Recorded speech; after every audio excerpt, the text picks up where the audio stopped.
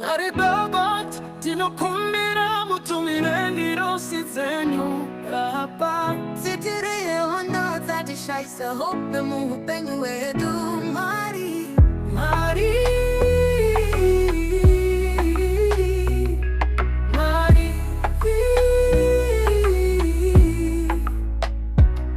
Nikahai chakarika Takugare takapatira huramu mapo nekucha makororo memundi Vane Mari ndivo wavakurarama Makore akawanda varombo vachifane zvirwere Sodoma neGomora Zvadzoka pasi rino zvifeve nenguchani Kudhana nemabasa avo Mwari Baba, tinokumbira mutumire ndirosi dzenyu Baba.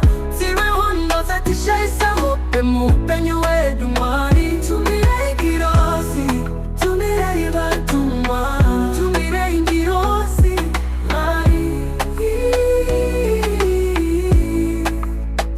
Vana vedu vamakatipa Vanoda kuchengetwa Madzimai edu atinoda Anoretswa nerudo neMwari Vana baba vaoretswa nerunako runopera Tese vanhu tinoretswa nekurwiswa zvakasiyana Mwari, tinokumbira mutumire ngirosi dzenyu Baba.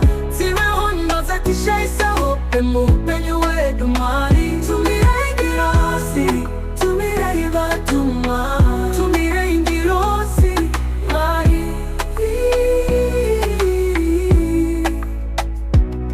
Mari Baba, tinokumbira mutumire ngirosi dzenyu Baba.